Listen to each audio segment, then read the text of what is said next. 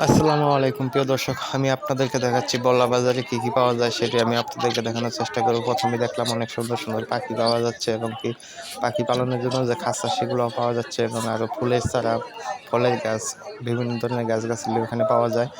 সেটাই আমি ঘুরে ঘুরে দেখছিলাম। এই হচ্ছে বাচ্চা কবুতর, সেগুলোও পাওয়া যায়। যে বড় কবুতর, এগুলো নিয়ে পালতে পারবেন আপনারা।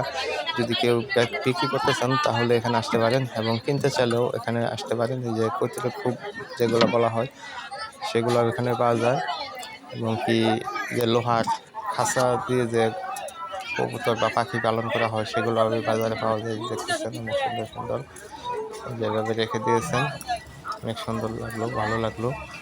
তো আজকে একটা কাজে আসছিলাম, ভাবলাম একটু দেখি, ঘুরে ঘুরে অনেকদিন পর আসছি, তাই তো এখানে আপনাদেরকে ঘুরে দেখাচ্ছি। যে ওখানে হাঁস কুত্তা এগুলো পাওয়া যায়। আর ওই যে সাইডে পাওয়া যাচ্ছে আপনার সুন্দর সুন্দর আকর্ষণীয় খাট, অনেক কম দামে খাটগুলো পাওয়া যায়, রেডিমেড খাট বলা হয় এগুলাকে। সেটাই আমি আপনাদেরকে দেখালাম। তো আপনারা যদি আসতে চান তাহলে আসতে পারেন। কালিহাতী থানা, বল্লা বাজার। এই বাজারটি অনেক দিনের পুরানো বাজার, সেটাই আমি আপনাদেরকে দেখাচ্ছি। আমি আসছি সকালবেলায়, সেই জন্য লোকজনই কম। এই যে একদম ফাঁকা, সবাই মাত্র লোকজন আসতেছে, সেই কারণে ফাঁকা আছে, কিন্তু এগুলা ফাঁকা থাকে না, লোকজনে ভরা থাকে। তো এই যে অনেক ধরনের আইটেম, কাঠের মালামাল পাওয়া যায়, আপনারা আসলে নিতে পারবেন। এই যে হাঁস মুরগি পালনের জন্য সুন্দর সুন্দর ঘর। এ হচ্ছে বল্লা বাজার রোডের দৃশ্য। এই দেখতেছেন রোডে হাটের দিন হলে অনেক জাম লেগে থাকে। যে এক ভাই বাণিজ্য দোকান নিয়ে বসে আসলাম। কোষাইল, এখন মূলত কোষাইল পাওয়া যায় না, তারপরেও দেখতেছি যে একজন নিয়ে আসছে।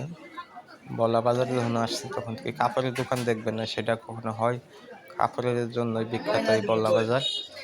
এই যে দেখতেছেন বিভিন্ন ধরনের কাপড় চোপড় এখানে বিক্রি করা হচ্ছে, সেটাই আমি আপনাদেরকে দেখানোর চেষ্টা করতেছি। আপনারা কি কোথা থেকে ভিডিওটি দেখছেন অবশ্যই কমেন্টে জানাবেন। যদি ভালো লাগে অবশ্যই চ্যানেলটি সাবস্ক্রাইব করে পাশে রাখবেন। তো বল্লা বাজারে আসছি যখন, চা খাবো না এটা কখনো হয়, তাই তো চায়ের দোকানে রওনা দিলাম। এই যে এখানকার চা সবচেয়ে সুন্দর চা, দেখতেছেন এই যেগুলো চা দোকানের সামনে সবাই বসে চা খাচ্ছেন অনেক তৃপ্তি ভরে। আমিও চলে আসলাম চা খাবো, তারপর আবার ঘুরে ঘুরে দেখবো।